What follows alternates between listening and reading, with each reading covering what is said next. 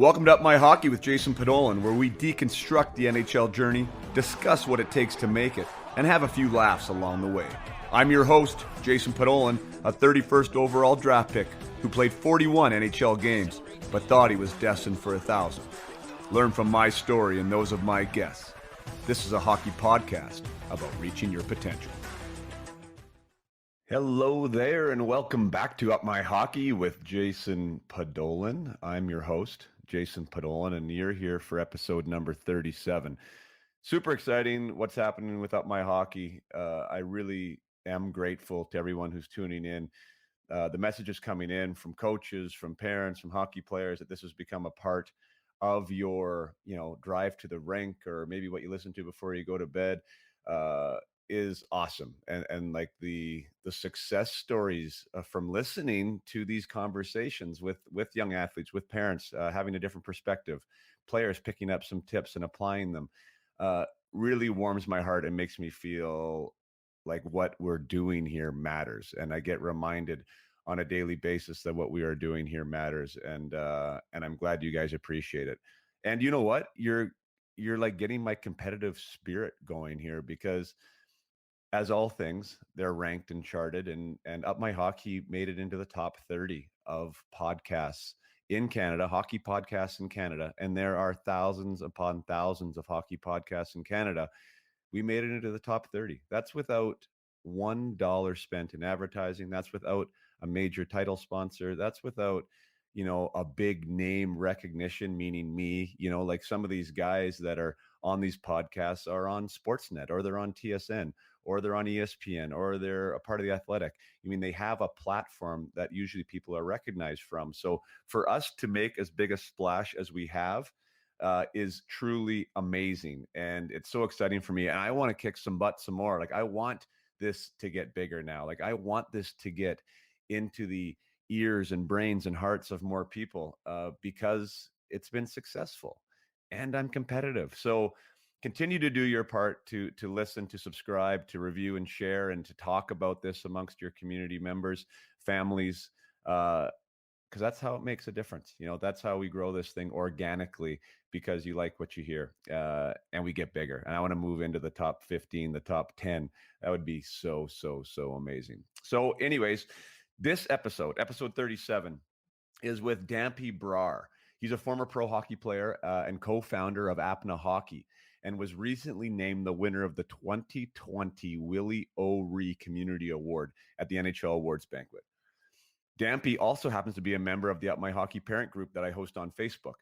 The parent group I've talked a little bit about, but it's a private group dedicated to hockey families all over North America, and essentially designed to be the ultimate hockey resource for parents to successfully navigate the journey of their aspiring players, and for the players within the house too. Tips, tricks, methods, new perspective shifts that are going to help them become the best hockey players they can be. And one of my habits within this group is to personally welcome new members by greeting them on Messenger when I can get around to it. And when I messaged Dampy, his name got my attention. I had never met or heard of a Dampy before. I was wondering if it was a nickname or not. But I was also curious about his profile picture.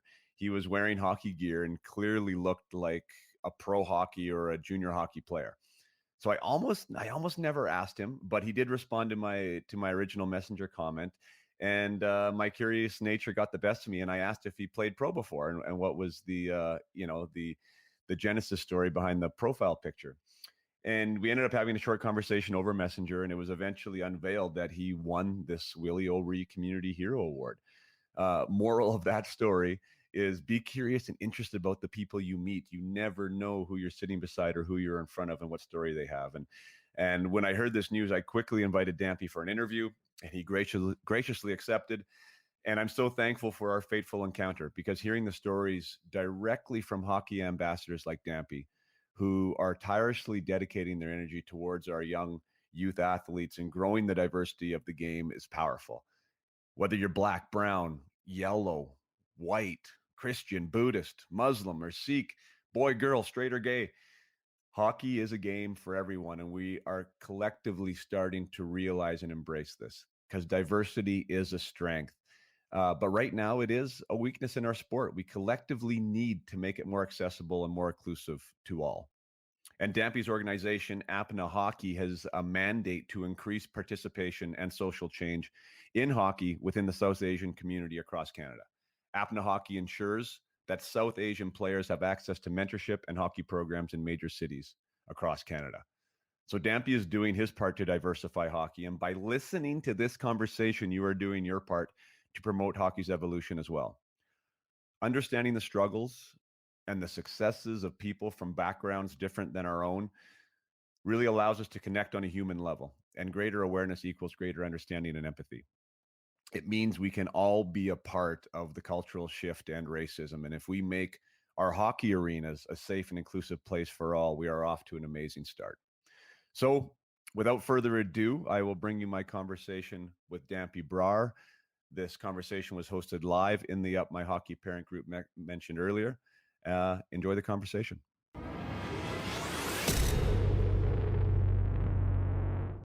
Dampy, we'll start this thing off. First of all, am I saying that right? Is it Dampy? Yeah, perfect. Dampy Brar, is that a proper pronunciation? That's perfect. Yeah. Awesome, sweet.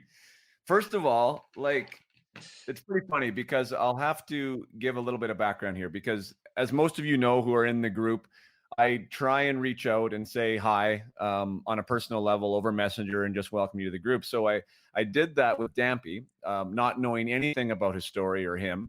And then I happened to just ask a question because he had a picture of him playing hockey. I was like, hey, did you play junior or pro? And that sort of started this conversation about what Dampy is being a part of, that he got nominated for this award.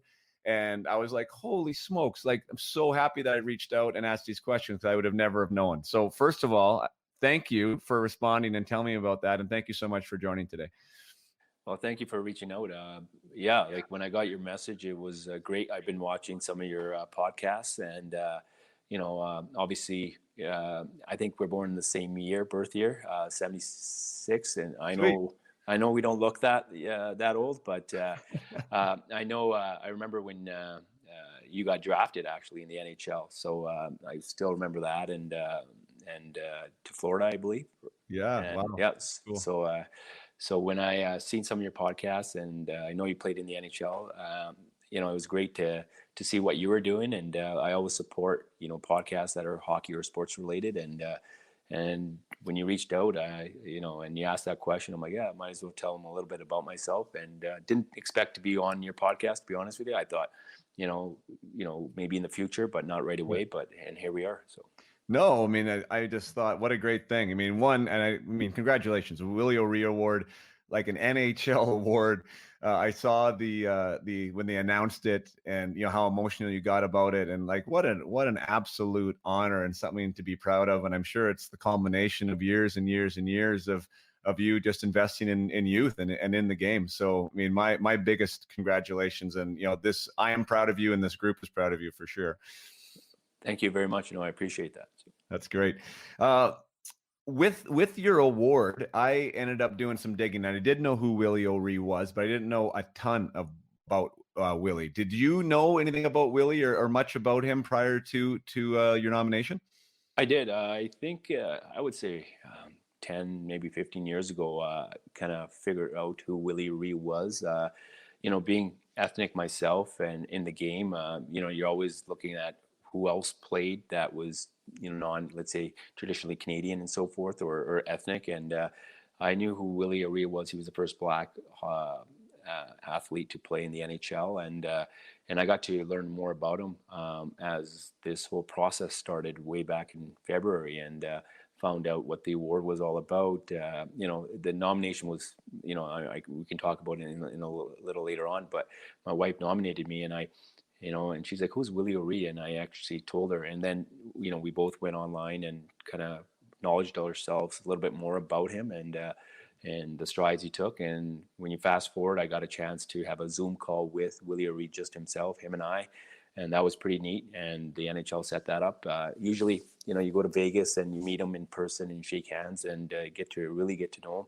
But I got the chance to speak to him and got to hear some of the struggles that he's faced with, and why he chose the route he did after hockey. Gotcha. Yeah, what an amazing story. And for anyone listening, It is an amazing story, Willie's, and I want to get into yours, Dampy. But Willie, first black athlete to break the color barrier in the NHL, 1958, I believe, ended up losing the vision in one of his eyes and played till he was in his 40s. At the professional level, and has just been an amazing ambassador and has been the diversity committee chairman for years now, and has just forever ever just shown his love and support for the game, and it's been a pathway for ethnic minorities and others to get into the game. So he's what an amazing award to win, and what an amazing footsteps to follow with. What did with your involvement in hockey, and like you said, you're from you're from Indian descent, right? Right. Indian descent, and you were the first of your family, if I did my research to get right, to be born outside of India. Where were you born here in Canada? Yeah, I was born in a small town in Sparta, British Columbia, a small mining town. So played all my minor hockey there. And yeah, I grew up in a small town of like 3,500 people. And a lot of people now go visit Fernie for golfing or mountain biking and camping and so forth. So a lot of people know where Fernie is. And Sparta was well known for the big truck that people can drive by and take a look at and take pictures with. So Right. yeah, my dad and mom immigrated. My dad immigrated first to Canada in the early 70s, and then went back and married my mom. And I was the first, and my wife is the first in her family to be born in Canada. Wow. So how was that? I mean, you're born in Canada, you're born in Sparwood. There's not a lot to do there in the winter other than ski or play hockey. So, you were surrounded by North American culture or Canadian culture. Right. But your parents definitely, weren't used to probably either sport, I would assume, coming from India. Like how was that introduction to your family, and how was the introduction to you to hockey in the first place? Yeah, like my parents' favorite sport when they first kind of settled in Sparta was the fake wrestling. The entertainment. I don't want to say fake. My kids is watching it upstairs right now, actually. So they loved it. They thought that was awesome. And then I was fortunate enough that in Sparta we had about 60 or 65 East Indian families. So it wasn't just us there, or a couple other families. And there was a lot of kids, boys that played ice hockey that were born in 1971, 72, 73, 74, all the way to 76 up to my age. And so, just like in our culture, the parents always stayed in touch, and they say, why don't you put Dampy in hockey? Because so and so is playing, and so is, is in his third year. So my parents are like, okay, no problem. So they had help of getting equipment or getting knowledge about just the start of hockey and nothing more than that. And once they put me in hockey, my first 2 years was it was called pups. Now it's Timbits, and you played and you learned the game and so forth. And my third year, I didn't even play novice hockey, which is 6-7 back then. I went right to um, uh, Adam? what's it called? Atom hockey. Yeah. Yeah. So I went right to Atom hockey and started playing with the older kids, and then I started excelling. And in that team, there was 3 other East Indian guys on that team. Obviously, they're older than me, but our parents were friends. 2 of them were cousins, and it was a good atmosphere for me to play in, because I was socially, how I am now. I can be in front of people and talk and coach and do mentorship workshops and all that kind of stuff. I was a little quieter back then and a little bit Mhm. less reserved, so I had these older guys that kind of on my side, and as I continued on, I started to excel, and my parents just supported me and encouraged me to keep playing, and didn't make it a big issue for driving here and there. The only time there was an issue was when the field trip form came in for skiing, and they're like, no. And I was saying in our accent, they're like, we put you in hockey, put a lot of money in, we're not going to put you in skiing. And I'm like, okay, no problem. So I never went to I've never skied in my life.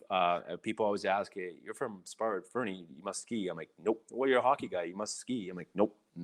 Wasn't allowed, but nor, my parents kind of scared me, like, oh, what if you hurt yourself? What, you break your leg? And I'm like, all right, screw it. No, Gotcha. I'm not gonna indulge. I love it. I love the accent there too. That was great. In keeping in the theme of diversity and inclusion, you mentioned that you had some other East Indian kids on your team and that were older than you, and kind of took the lead a little bit for you. Did that make your journey through the sport, or your introduction to the sport easier, because there you felt like there was a little bit of family there with you?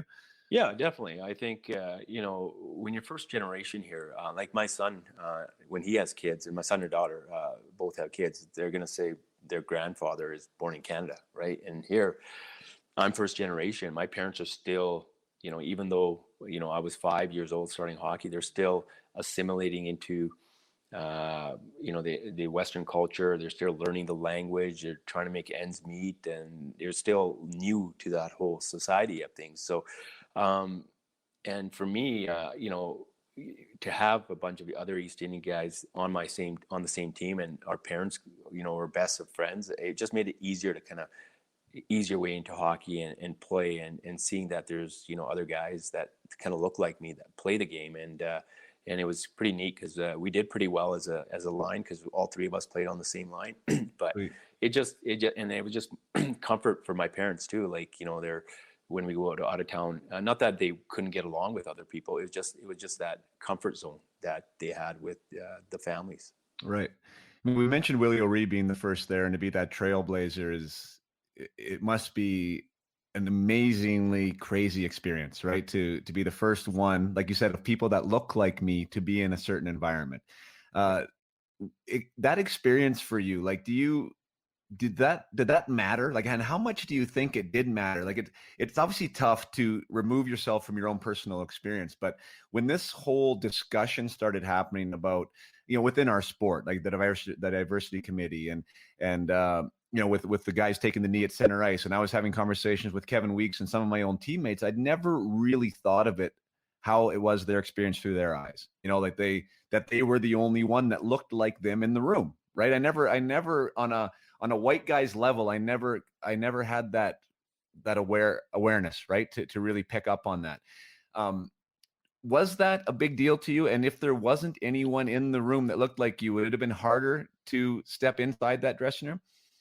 I think when I was younger, like I said, there was that comfort zone of, because we used to not only play hockey together, we used to hang out together. And as I got older, when I started playing bantam, there wasn't a lot of East Indian that were continuing on playing at the level that I was playing at, right? It wasn't, three or four of us. A lot of them either quit or started playing school sports and excelling there.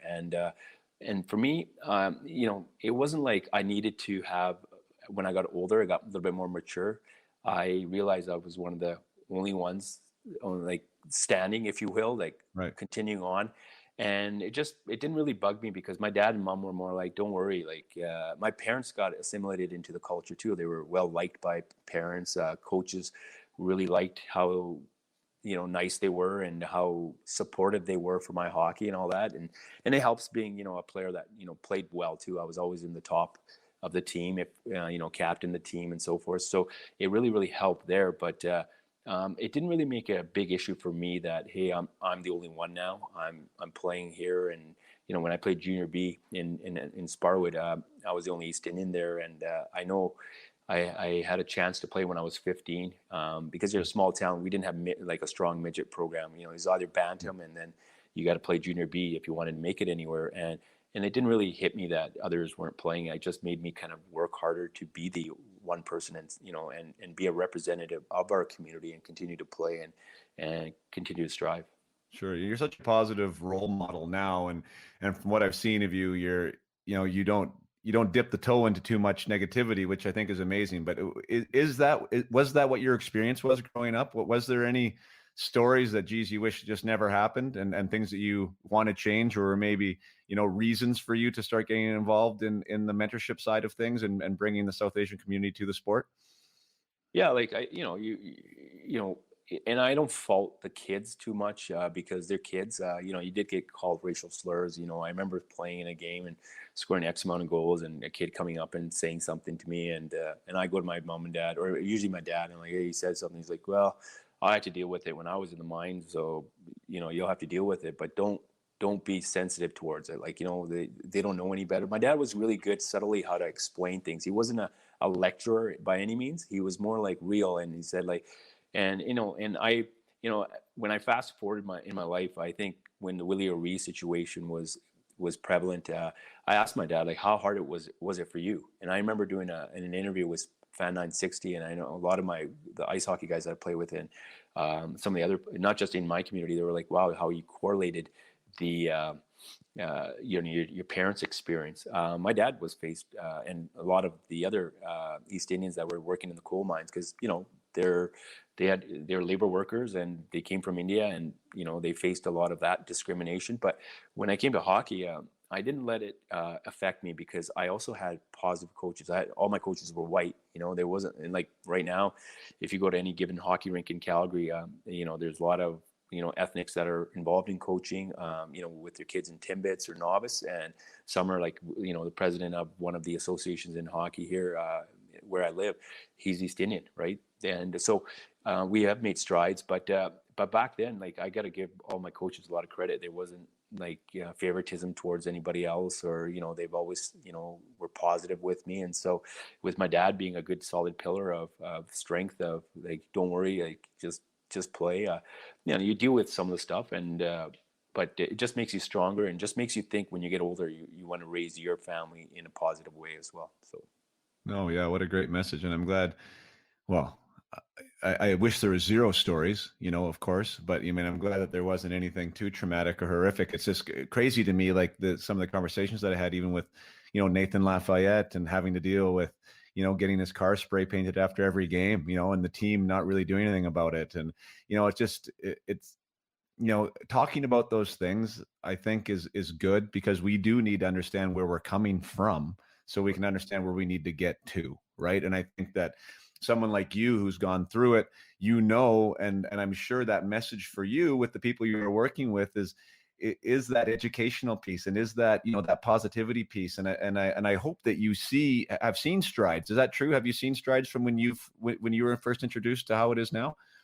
Yeah, I think once you have kids, and your kids are your everything, right? And as soon as I had my son, I was like, he's going in hockey, right? It was like inevitable. And then you start thinking like, all right, what did I go through? You always put yourself in a situation, and obviously I'm born and raised in here in Canada. I speak the language, I know the culture, and I listen to rock music, and my favorite band's Bon Jovi, and listen to Garth Brooks, and bought a big Dodge Ram vehicle, and Me too. yeah. So that was my first vehicle that I bought. So I and I thought, like, he's not going to have the issues that I went through, or any comments that are going to be made, and so forth. But especially with me being involved, and I wanted to be involved in coaching, and not just him, and just be a mentorship with other East Indians or other minorities that play the game. And so I, there are strides now, and I think people in Calgary and across Canada are realizing that there's other communities, especially our community. If you go to any given Oilers or Flames game, there's season ticket holders, or a lot of them are East Indian, right? Like, not like say everyone, but like, a lot of my buddies, like, I'm season ticket holder with this person, they share, and like, they love the game. And my dad's generation, finances and the knowledge and the want to keep your kid in hockey was difficult. That was a challenge. Like, first of all, if your kid was normal, the parents were like, "Yeah, let's get him out of there," right? And a lot of the girls, none of the girls really played. None of them played, so it was not even an option. And finances, like, hockey becomes more expensive. Your skates from $100 become $200 to $400. So you're always constantly buying equipment and sticks and so forth. And then the time, the work in the mines is 12 hours. Like, the mom sometimes didn't want to drive in the snowing weather. So there's a lot of challenges that generation had. But this generation, in 50 years, when you look at the strides away from hockey, the South Asian community is in every single facet, every single industry, from politics to home building, to owning companies, to doctors and lawyers, and owning firms and dental. So, and now sports is becoming a big part of their lives, and the South Asians are no longer saying, "Oh, finances is a problem." Yeah, if you're a new immigrant, which we can talk a little bit later about this, but there might be a challenge of knowing how to register and money and stuff. But like, we're definitely making strides. Yeah, that's a great point. The socioeconomic side of it, because it is so hard. That is one of the biggest things, and I don't know how we change it. I know one of the members of the group here, Jeff Shepard, who's a good friend of mine, and maybe you know him too in Calgary there, but he's part of the equipment donation program, right? And which helps these socioeconomic groups get into the game, right, and supports them to be a part of it. But you bringing up that fact that once your dad and these immigrants get their feet underneath them, Now, what do you have time for? You have time for entertainment, and you have time for sports, and you have time to do these things. And my dad's no different. I mean, he grew up in Saskatchewan, and he didn't have time or money to go play sports. He was busy picking rocks in the field and doing stuff with the cattle and doing stuff in the fields, right? So athletics just wasn't a part of the conversation, right? But once you do have a little bit more backing and you are a little more comfortable, it's amazing that that we were able to introduce this sport, and we're able to use these other programs, which I think people should be more aware of. And I think that's one of the things, the awareness of places like what's the name of that of the equipment bank, the Comries, yeah, Comries. Like organizations like that are just so valuable, and people need to know about them, because I do have people even on this site reach out to me and say, how do we where can I do this? This is hard for me, right? And so, like, giving people those resources is the ability to get them and find them is a huge piece of that puzzle. You mentioned about living in these big communities like Calgary, and how there's a large Southern Asian population, very diverse population. I'm from Vernon, BC. Lived in Vernon, BC. My wife is from the States originally, and grew up in LA and had her professional career in LA. And she's now here raising our family with me, and she calls Vernon Whitesville, tongue in cheek, like laughing, right? And it's kind of sad in a way, because we don't really have like a really diverse population here. There was a family from Japan that was in my son's class last year. There's also a family from Korea. Those conversations coming home about what's in their lunchbox and about what they do as a family is invaluable, I think. And I really think that that's a really big piece of like understanding humanity, and having that introduction now in sports, right, where they can experience somebody who is from South Asian descent, or from Japanese descent, or from XYZ descent, is good for the game, and it's good for the people involved in it. Do you feel diversity is going to be be a greater strength in hockey itself? I think so. I think you look back at any of the black athletes that made the NHL, right? And even the Europeans. I know I've had this conversation before, but we'll talk about the black athletes. Like, any black athlete that actually made it to the NHL was pretty good, right? Like, they were dominant, from Joe McGillna to Grant Fuhr, Mike Greer. Like, meaning, not saying just superstars, but there were noticeable players out there, and they made a difference, and they were impactful. And I think, and those are the players that made it because they had that. But there's a lot of players that probably got left out just because of their background. Like, he's normal, so you pick another player because they're more versed into the game and so forth. So, I've had these conversations before with different people, is that a lot of the athletes that were black back then were dominant. Look at Willie. When he played pro hockey, he led with one eye, led one of the leagues in scoring. And that's, some people can't do that with two eyes, right? And so, and even if you look at the NBA and the NFL, the prevalence of black athletes is unbelievable, and even in track and so forth. So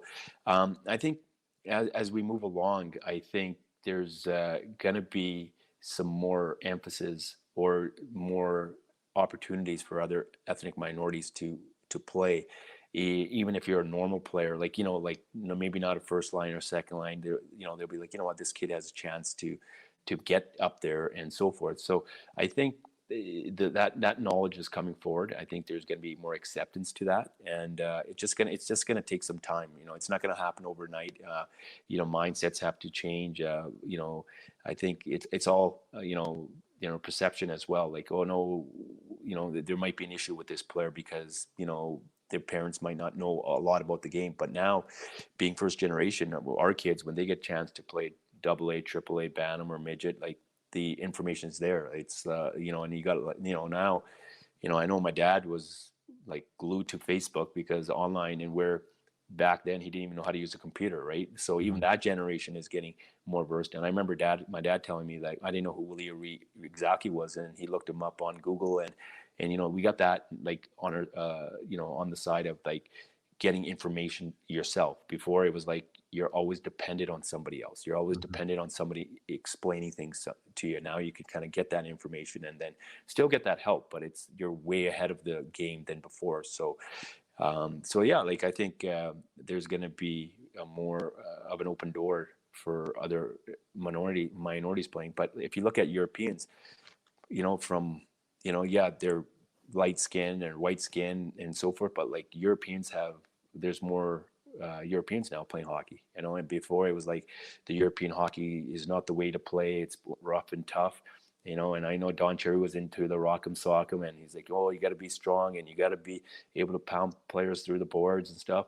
And the type of hockey that we have now watching on TV and just with the playoffs is all IQ, fitness, skilled, the brains part of the game, which is the European type of game that we were kind of condoning not advocating for. Yeah. And now it's all changed, right? So yeah, there's, now it should be where it doesn't matter what background you are. It could be all Canadians, but whoever has the best, chance of playing at that level should be given the chance.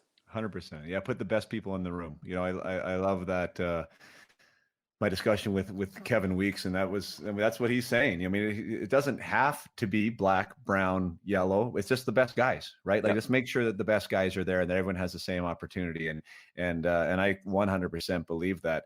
As you were talking about your parents, I was just thinking, like, what you do now, and even what this group is about that we're sitting here having this conversation, and was really dedicated to that. I was a first generation hockey player, for my family. Nobody had played before. So my mom and dad didn't know the game. They knew how to watch it, but they didn't really know. There was no resources out there for them to click on a website and try and watch a YouTube video or whatever. And even though there's lots of resources out there now, it's hard to navigate through them all too, right? Like, there's a lot of stuff out there. There's a lot of noise. Yeah. So, I'm sure that you do that with what you do there with Apna, and I know I do that here with Up My Hockey, right? It's like, okay, how do we filter out some of this and just make it easy, right? Make it one spot where you can come in, you can check in, you can see, get answers to your questions, and kind of know how to navigate this space, because, hockey's a pretty diverse thing, and hockey's a pretty layered, nuanced thing, right? And there's so many people telling you so many different things. It's just nice to have a resource. So I'm sure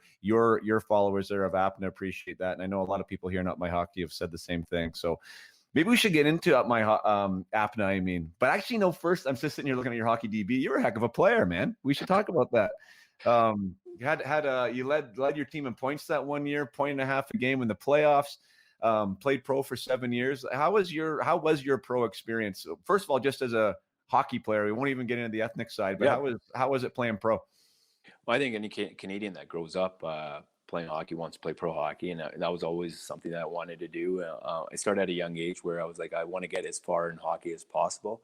Obviously, I won a lot of Stanley Cups on the street, playing ball, road hockey and stuff. But I just wanted to, go out there and work hard and do whatever I can to get to as highest level of hockey as possible. And so when I got a chance to play pro hockey, it was a big plus, a big check mark for my parents, especially for all the work they put in. Like, my dad would work 12 hours, come home, and he'd look at the time. He's like, oh, what time's your game? Like 10. Won't even sleep, take me to hockey, maybe take a nap, and then go on the night shift again. So it was a really big an accolade for my parents of their son. Them saying, hey, my son's a professional hockey player, which Canadian doesn't want to be, right? Everybody wants to play pro hockey. My son and daughter both want to do that. And so I got a chance to do that. And I played with for some amazing coaches. I played with a lot of great teammates. The fans, I played in Tacoma for 5 years, were great. I still stay in touch with some of them now. And with the award situation that happened, getting messages from people saying, I watched you play, and positive comments from them, compliments there. And but yeah, like, for me, it was a big highlight. I can find, a lot of my buddies work in different industries. I'm not saying they like it or don't like it, but like, I got to do something for a living that I 110% enjoyed, not just 90 or 60 or I didn't. Yeah, you get injured and you get hurt, and there's travel, and there's that, the injuries and stuff, you still play through them and all that. But like, the biggest thing was you got to wake up every morning and know that you're a hockey player, and to be able to say.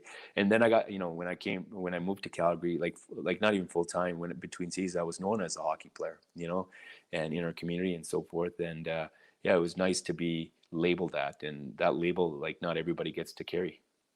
I absolutely love you saying that. Like, to be able to put that on a t-shirt, even, I am a hockey player, that's a cool thing to say. And you're right, I really thought of it like that before. To be that's what you do. Sometimes sometimes guys get stuck with that identity, right? Like they really believe that. And then once the game ends, because the game does end, now it's like, now what? Now I'm not a hockey player anymore. And this is all I ever really identified myself with. But I think that is something that, we can be proud of. And even the hockey players now, you don't have to be pro, I think that's one thing that I really like talking about, and what I've seen from what you like talking about is that character piece of what it is we're all about, and having hockey really be a pillar of the character piece in our society. Like, I want the guys on my team this year to be like really good citizens. I want people to say, you know what? Those kids that are on that team, they're good kids. I want them in my room. I want them in my classroom. I want them to be a part of something that I'm doing. And when we can elevate hockey, which I think it is in Canada, but I think, we still have room to grow. Obviously, we still have places to move, but I want everyone to be proud of the fact that they're a hockey player and what comes, and the responsibility that comes with being that hockey player.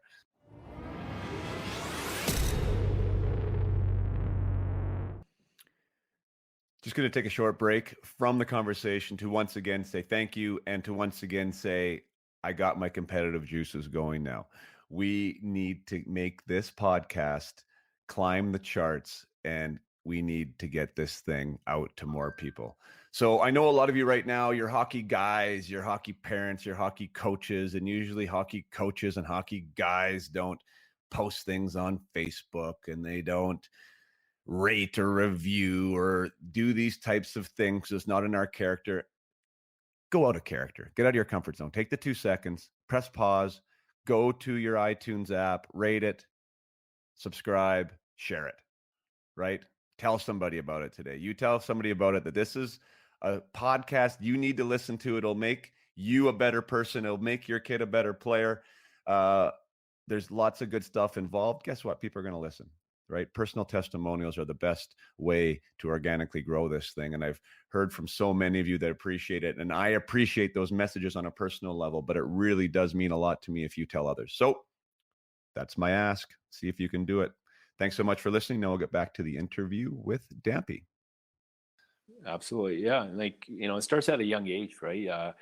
I coach my kids hockey, and it's a pretty competitive team or league that they're playing in. And I first thing I said to them was like, if you're a good person and you're willing to listen and willing to work hard, willing to get along with your teammates and respect yourself, respect the game, and respect the opposition, the coaches, the referees, you've already checked off so many boxes of becoming a good hockey player. And the guys you see on TV, they've done a lot of great things for them to be able to play at the level that they play at. And but for them, I try to instill in the kids is that positive mentorship, that being a sports athlete and even playing at a competitive level that they're playing at, like they should be very honored to do that, and should be very privileged, and should be accepting the fact that they are hockey players even at that age. Yeah. And then obviously some kids will continue on, and some kids will have different paths in life and so forth. But being a hockey player and being a sports athlete, I think in any sport, the intangibles that come with it, like the work ethic, the self-esteem, the self-confidence, the willingness to be in shape, even at a young age. They do dry land and they do training and so forth, and they come back and the kids are like, look at my muscles, coach. Look at, like, they do a push-up or two and they're right in there, and it's awesome. So, and I think, being a hockey player or any sports athlete that is competing at a good competitive level, they should pat themselves on the back and accept what they have. Yeah, 100%. And be mindful of the responsibility, right? That's one thing I talk, even like my 7-year-old, like there's somebody that's looking up to my 7-year-old, a 5 or 6-year-old in his school, right? That wants to be on the Adam team. My 11-year-old has kids that are looking up to him, right? Like, you never know who you're being a role model for. And I think that's something that I like to speak about. And I think that the earlier that they understand that, embrace that, now you're behaving for someone other than just yourself. You recognize that you're part of a bigger picture. And I do love that about team sports. I love that particularly about hockey, because it is so revered here in Canada. It just is, right? Being a hockey player has a special something to it. And I think we got to take that and own that responsibility, you know. And I think it comes from people like you and me and the parents that are in the households to let these young athletes know that it is a responsibility, you know, and how you behave and how you act matters. And anytime you're holding the hockey stick, you're representing something bigger than yourself. And I think that's a real cool message for them to hear. Definitely, yeah. Like even when I run my hockey programs, I have one on Friday. We have the 2008 kids, which is my son's age, and I have about 3 or 4 that are 2011 that are bringing out, and some of them are new to coming out with me, and the parents were asking me like, aren't they too young? I'm like, well, you know what? The kids that I have are from my son's hockey team. We have 8 or 9. They're all good kids. I go, they'll respect the kids because that's one of the mandates that we had before we even had our first practice is respect anybody in the dressing room. And that's what I'm trying to even groom my son to be. I'm like, you know what, I'm going to do a session before that with 4 kids that are just new to hockey, brand new to hockey, just going to rent the ice for them. And so you know, I want him to have that patience and have those leadership skills to teach. And when I told him like, hey, you're going to come out, there's going to be 4 or 5 kids that are going to, his dad, I'm going to be there. And even with the kids that will be, you know, in the dressing room before you even go out for a session. I know you do pre-game talks before games and stuff, but I do them before practices. And I said, hey, they're going to be younger kids. Your language has to be clear, like clean. Your conversation in the dressing room. Obviously, 3 years is a big gap from, you know, being a 12-year-old and a 9-year-old, and these kids respect that. And I think that's, as coaches like yourself and myself and a lot of guys that are in our category, guys and girls that are in our category that are, you know, mentors and coaches, like, you know, I think that leadership aspect of it and the etiquette of hockey is definitely needs to be displayed more and more to these kids, and because they have the capacity of learning. They can download any app on an iPad, so just learning to be respectful should be in the cards, right? Yeah, So I love what you're all about there. I love what you're saying. With what the NHL is now trying to do, and they're trying to involve hockey at a grassroots level. Like they're having conversations with Hockey Canada, USA Hockey, because they do know that diversity is an issue. They know it looks like a white sport. They want to include everybody. They want to develop the sport and make it approachable for everybody. Where do you think, if you were the guy holding the puppet strings there at the top, like where would you be focusing your attention right now to try and make that happen? well, I think the NHL is a big animal, right? Like if the more the NHL gets involved with growing programs within their hockey communities, especially in Canada and the US. I know in the US that, you know, they have a little bit of a broader sense, right? Because there's more population, there's bigger groups, right? Like if you think about Canada, the amount of people there are in Canada, there is in California, right? And when the Raptors were playing the Golden State Warriors in finals, they're like a country versus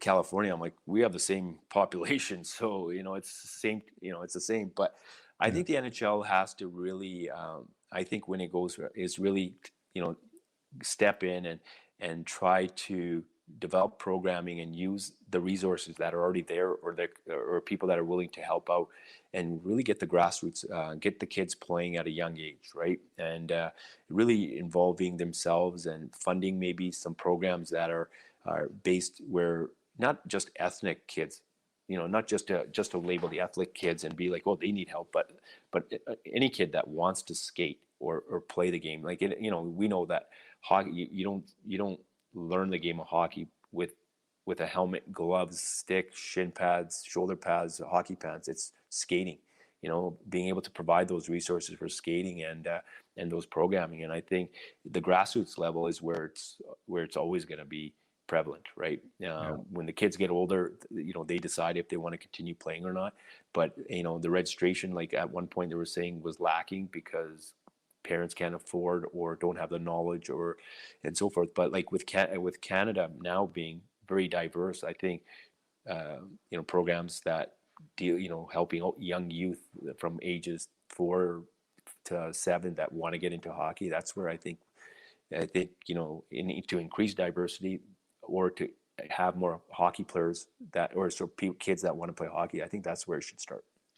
So we've touched on like the economic impact on a family, you know, and there is some, you know, some resources available out there, but maybe we need to have more. Need greater awareness. In your history, in your experience, Do you think that an education piece needs to be included as well? Like, your involvement in the South Asian community, like, do people know hockey there? Are they embracing it? Are they knowledgeable of it? Or should there be some type of an outreach educational program just about what hockey is, what it's about, what it stands for, maybe rules of the game? I don't know. Like, could that be a piece as well?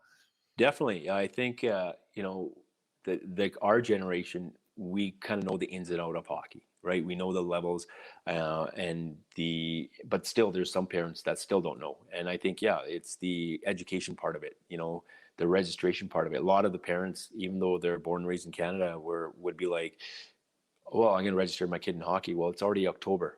The registration starts in June, right? Just that education part of it. And I think if, the NHL were to get, a group together that in different parts of Canada that can talk to and educate the parents about the start of hockey and how you start and all that, you'll see a lot of growth there.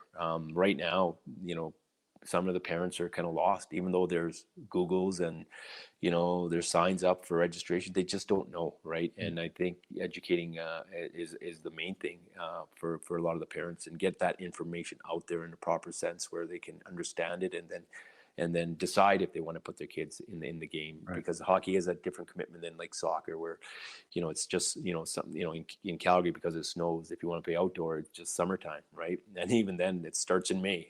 Weather's not the greatest. So hockey is a type of sport that needs a little bit more education and a little bit more knowledge, and I've been doing that, and I'm actually going tomorrow with a family that they want their kids to play hockey or try it. They have some equipment, but they need a little bit more, and I'm taking them to one of the second chance sports. I know you talk about Jeff Shepard. I played hockey with him, and I'll be knocking on his door here pretty quick. But I had a good conversation with the owners for second chance sports, and just go there and get the equipment where there's 1/4 of the price, and just for the kids to start the game, start the hockey process, if you will, right? They're just going to be new to the game and so forth. So, and more and more people calling me from looking me up on Facebook or Instagram, or just through word of mouth, that, hey, if your kid wants to try hockey, I'm kind of the avenue and the kind of the go-to to explain. I speak the language very fluently, so that helps them out. So that breaks that language barrier there. Right.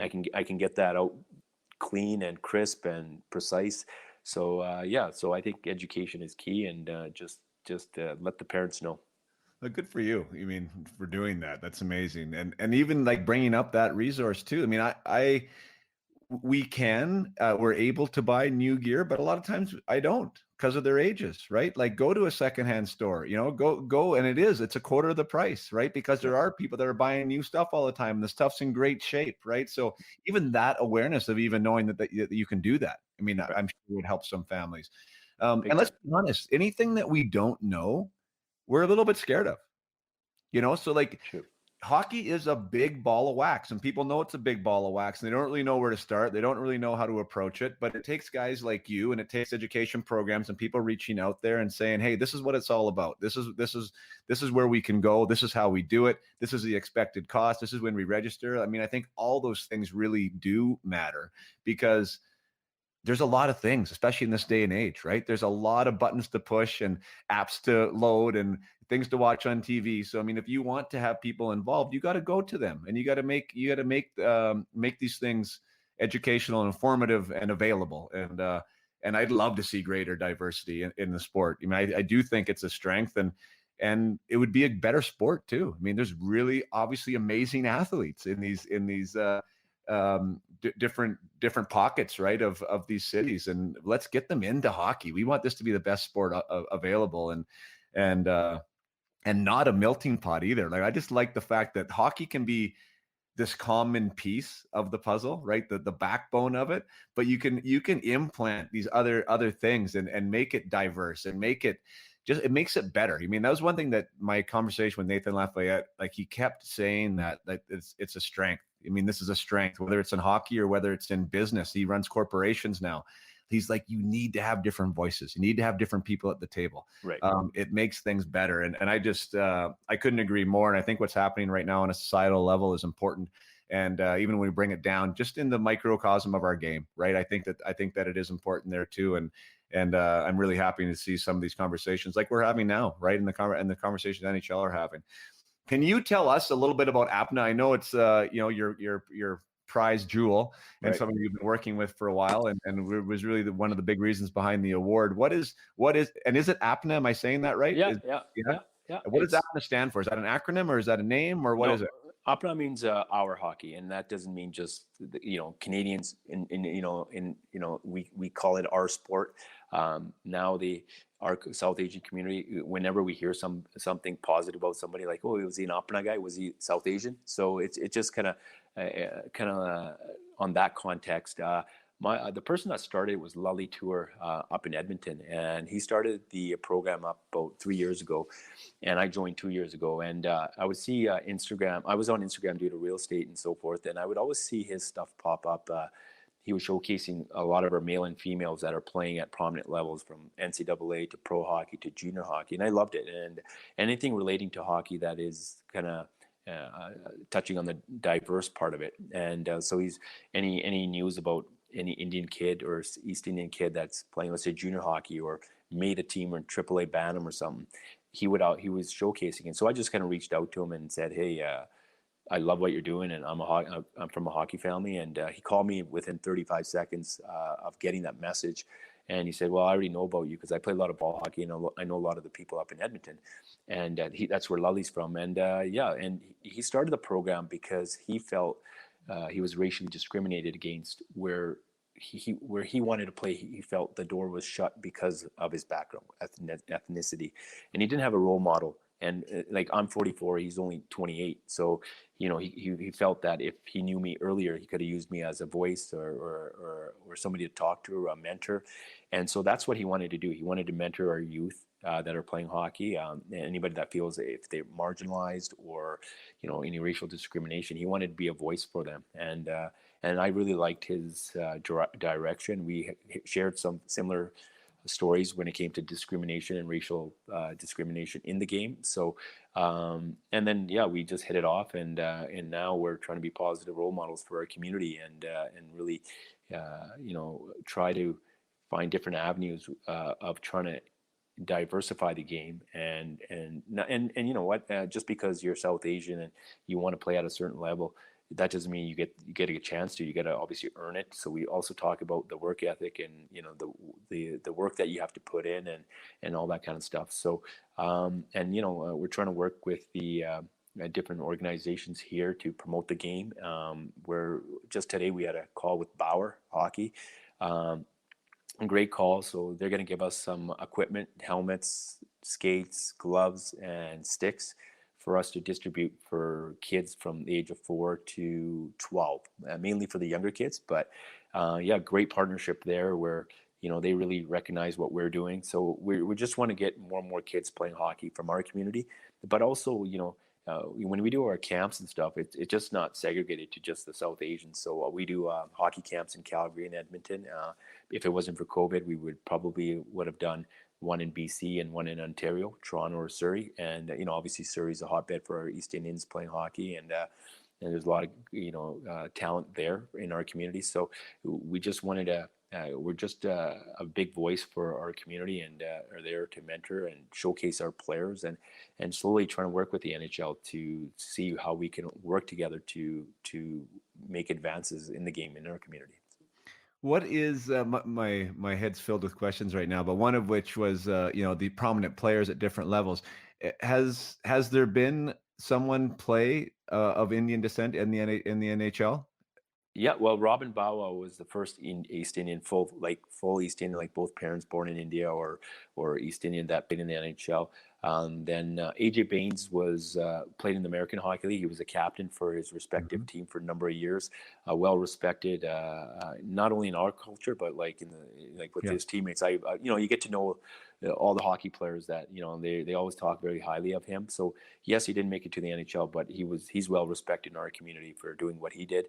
And then there's Jujhar Khaira today that is playing for the Oilers, and he's Awesome. out of Surrey, BC, and he's doing a wonderful job playing, obviously alongside Connor McDavid. So how crazy is that? A South Asian East Indian kid from Surrey is playing alongside Connor McJesus, right? Yeah. Like, it's awesome. And So cool. and hats off to him and all the work that he put in, and his brother is playing in University of Calgary, and a great level of hockey, and they're inspiring individuals. If you think about it, like kids are going to look up to these guys, and as just because I'm older doesn't mean I can't look up to them. And they're playing. One's playing in the NHL, one's playing university hockey, and the inspiration that these guys are going to give just to our community is awesome in the future. Do they realize the magnitude of what they're doing right now for your for the people that are a part of Apna and all these East Indian communities across Canada and across the United States? Yeah, I think so. If you think about it, like, there's not, Jajar is a very prominent East Indian name, right? It's one of our guru's sons' names, and everybody, that knows the Sikh faith, Jajar is a very strong name. And so, yeah, like, just sometimes just by name, like when I tell people that I played hockey and I told them my last name's Brar because it's like a Smith or a Johnson or a Wilson, and like, oh, you're a Brar. I'm like, yeah. And so they're like, you are East Indian. I'm like, yeah. It's like there's a lot goes into a name, especially for our culture. It defines you. And so, yeah, I think Jr. knows like how much of an impact he can make in our community, and him playing, and a lot of kids are just looking up to him, and and he's playing in a Canadian city, Edmonton. Yeah. It's obviously playing in any Canadian cities, you got a lot of pressure, and it's our game, and you want the team, the Oilers, with their history, they want to somehow bring the cup to Edmonton. The cup did come to Edmonton, but not with the Oilers. But like, it's I think that inspiration that Jajar will have on our community is going to be so valuable. That's amazing. And the Oilers have an awesome history of being diverse, bringing different ethnicities to their team. And now is no different, right? Dejar, you're saying, Ethan Bear is there. Like they've always had an inclusion type scenario. Even like them bringing over Yari Curry, and like back in the '80s, they're really strong teams. Were really diverse too.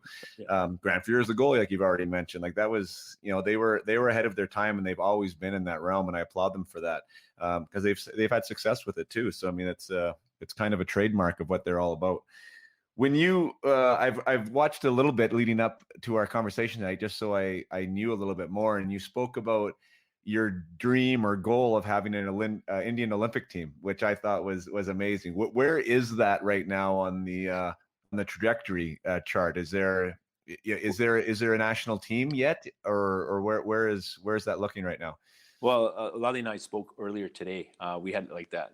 We had that call with Bauer, and the good news with that, and they're shipping their gear and stuff. And the gentleman that we talked to, he was say, "What's next?" And we started talking, and we're like, "Well, we have enough talent to have a Olympic team named Team India and representing 1.3 billion people back home, right? Like, how crazy would that be? And how and then the I do believe like we can get that done. It's just we're in the process of the preliminary stages.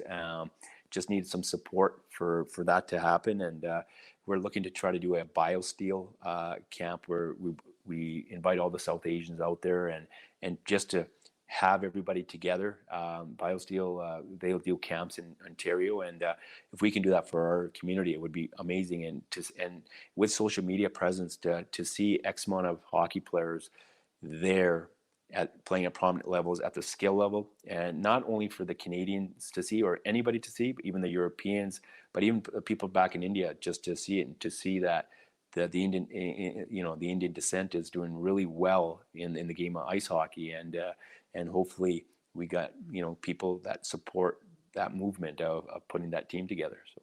Oh, I wish you the best of luck with that. That's amazing. And what a great time. Like the timing is now, right? I mean, like you said, Bauer, you're on the phone with Bauer. They're giving you stuff. Like that's super cool. That might not have happened 2 years ago or 3 years ago, right? So, the awareness with what's happening in our world right now, you being given the honor of the Willie O'Ree Award, I mean, it's definitely the strike while the iron's hot. I mean, it's definitely a great time, and do everything that you can there. I'm totally behind what you guys have going on. As we were talking about this, we're talking about diversity and inclusion, and we've been talking more about ethnicity right now. What about gender? Like, and gender in the South Asian community? Is there anything holding girls back from entering the sport from a cultural level, or is it being well received by the female gender in the South Asian community? I think it's changed, right? And like I said earlier in our conversation, like there was no girls that even tried playing ice hockey when we were younger. In our generation, there's my daughter plays. My niece has tried it and has come out, but she skates. And one of my good buddies, his daughter Priya, comes out and attends my sessions, and she plays hockey, association hockey. So yeah, there more and more girls are playing hockey.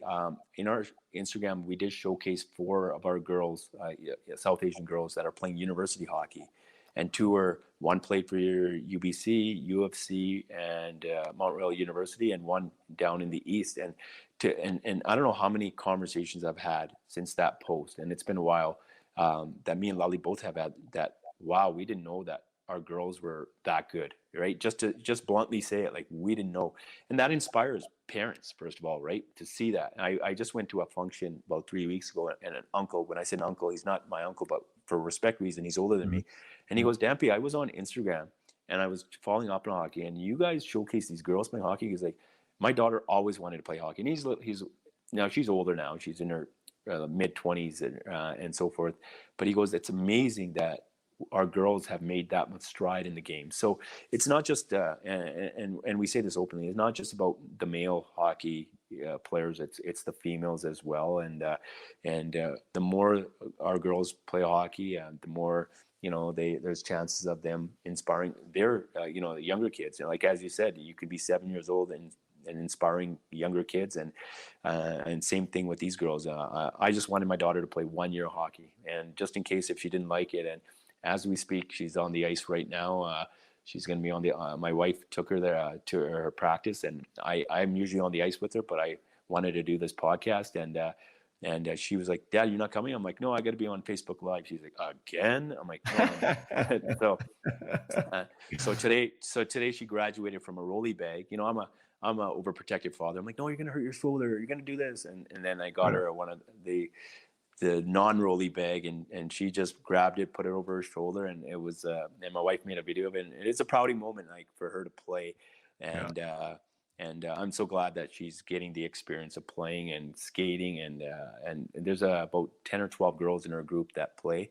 Not just East Indian, she's the only East Indian girl, but there's a couple from other ethnic minorities, and it's awesome to see these girls play and liking the game and in competing. It's wonderful. So. That's super cool. I love how you light up talking about it too. And it is that rite of passage, right? Lugging your gear in the rink and owning it. I think that's super cool. And, I just think now, like, some of my close buddies, I mean, you mentioned your daughter, like Jeff Shepard, his daughter is playing. Matt Higgins, a great buddy of mine that's in Calgary too. I mean, his daughter is playing, and like, there's way more girls playing, and there's girls that are on our hockey team here in Vernon, and we never had that. I don't know about you, Dampy, but I didn't play with one girl growing up, right? So to see that the women and the girls are playing is awesome, because again, it helps. And I know you've done some work with Haley Wickenheiser as well, and it's women like her and those national teams and the great job TSN and these sports coverages have done for the women, right, in the women's game, and how great it is to allow these young girls to have something to aspire to, right? As you said, I mean, you need to be able to place yourself in a spot. Right. It really helps, right, with that belief that there is some place for me to go, there's some place for me to get to, and somebody's been there before. Right. And the fact that that the Canadian team and the U.S. women's team has been so strong, and it has had such a big role in the media. I think that's really helped, right? Like, I think that's really helped girls approach it, and I hope it gets better. So we're closing up here in an hour, Dampy. I mean, it's been awesome getting to know you. I will ask you one last question, because I watched that induction. Not the induction is the wrong word, but the ceremony there. It was over. Like I said, too bad you couldn't go to Vegas, but you almost cried. I would call it crying, because you definitely touched a chord in you. And what did that mean, hearing your name come out there, that you had won this community hero award on a national level? Like, super cool. How did that feel? Well, I think when I was nominated, when Willie repicked me as top 3, that was big. Like, I was in Edmonton. I took the Zoom call, and that was amazing. I didn't know my kids and my wife were also on the call. It was under an assumed name, so they had a gallery, and I was only on with Rico Phillips, who was a past winner, and Jeff Scott, who's the president of the initiative. And I was like, man, I wish my kids and my wife were here watching this. And then here they and just popped up in the screen, and I was like, wow. And they watched the whole thing. So that was actually probably it became more real. That wow, we made, like, Lally and I, Apna Hockey has made a big stride in what we wanted to do. To winning it, obviously Alexandra Briggs Blake and John Hafferman are unbelievable. I looked up what they do.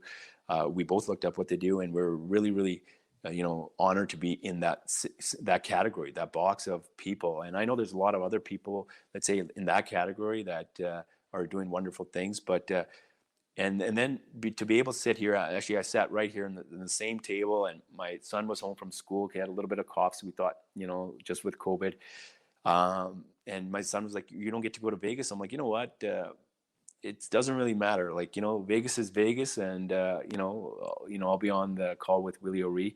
And then when I opened up the computer, when I jumped on, and I seen Harden Ryan Singh, who's a big piece to our South Asian community and the growth of the hockey, because he does the commentary of Punjabi, and he's amazing at it, and he's got so much respect here. And when he's on there, I'm like, oh, this looks good, right? And I was just like, and it took about 10-15 minutes for the whole setup to happen. And then, obviously all these feelings start to come at you, and you never grow up to win an NHL award. Yeah, you want to win the Stanley Cup, right? But to have my name and Apna Hockey's name and Lally Tour and I's name associated with this NHL award is amazing. It's very special, and it's really special to our parents. Our parents are the reason why we do what we do, right? So, sorry, getting a little emotional there, but it's amazing that we can represent our families and our community, and at the NHL level, right? It's and we just wanted to continue to do this, and just be a positive impact citizens in our community, and help our kids with hockey and all that kind of stuff. But there's so many emotions that came in, and they said that keep your winner's speech to 30 seconds or something, and I was like, I just wanted to thank everybody that helped out, and everybody that supported us on this venture. So I was lost for words then, and I'm still lost for words now. But and it doesn't happen if you don't have that family back, the support, and Lally and I are very happy to have that. So. Well, and it also doesn't happen if you know of the passion that you're obviously showing for it, and don't ever apologize to me or anyone else for being emotional about that. I mean, that's really, I know you've heard some of my stuff. I mean, that's the person behind the player, and when it becomes about people, which is what we've been talking about the whole time, I mean, that brings up some amazing emotions. And I know the little I do know about the East Indian heritage, I know that the family is a big piece of it, right? And that name, as you said, is a big piece of it. And I know that your parents are supremely proud, and I know your community is supremely proud, and Canada's proud of you too, partner. Like, for sure. I mean, it's great to see you up there, and love what you're doing. The mentorship piece, the inclusion piece, the diversity piece, it's all amazing stuff. And I'm just really thankful you were able to come on and share your story tonight. And I hope we did it a good service, because more people need to be advocates and beacons for this type of stuff, and it is examples like yourself and Apna that make that happen. So thanks for being here, and I really appreciate your time, and apologize to your daughter for me for not having dad on.